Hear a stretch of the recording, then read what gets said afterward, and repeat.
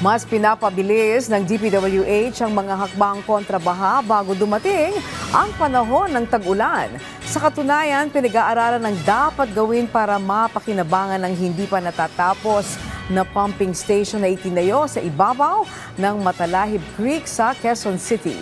Si Bernard Ferrer sa sentro ng balita. May tatlong opsyon ang nakatakdang isumite ang DPWH sa Project NOAA kaugnay ng pumping station na itinayo sa ibabaw ng Matalahib Creek sa Barangay Talayan, Quezon City. Kasunod nito na isinagawang inspeksyon ni na DPWH Secretary Vince Dizon, Quezon City Mayor Joy Belmonte at Project NOAA Executive Director Dr. Mahar Lagmay.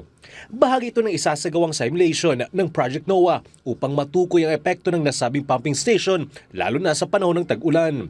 And the three options are from tearing it down, to putting mobile pumps, to opening the flood, the barriers there, etc. No, we will give Doc Mahar various options and we will let the scientists give us the best option.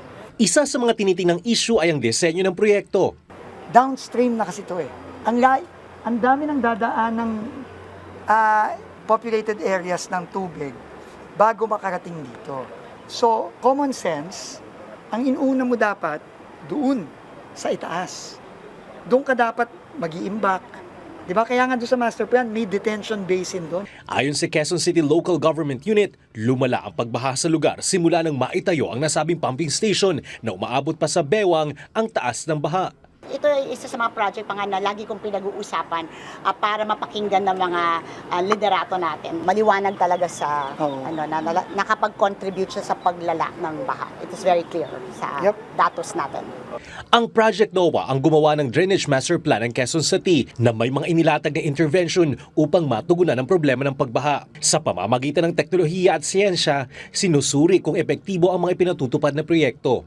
Inaasang ilalabas ng Project NOAA ang resulta ng pag-aaral nito kaugnay ng pumping station sa Matalahib Creek sa susunod na linggo. Siyempre, daluyan ito ng tubig, papunta sa mas malaking ilog, pag binarahan mo yan, ay siyempre, maiipon yung baha sa likod. Diba? So, iyon ang gusto natin malaman.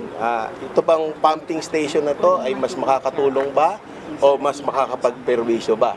Batay sa assessment ng Quezon City Engineering Department, ang nasabing pumping station ay may inisyal na halagang 95 million pesos. Ang proyekto ay ginawa noong Mayo 2024 ng DPWH Quezon City First Engineering Office sa joint venture ng St. Timothy Construction Corporation at Pelastro Builders and Development Corporation. Tiniyak naman ng DPWH na gagamitin ng siyensya upang matiyak ang epektibong pagpapatupad ng mga proyekto. Bernard Ferrer para sa Pambansang TV sa Bagong Pilipinas.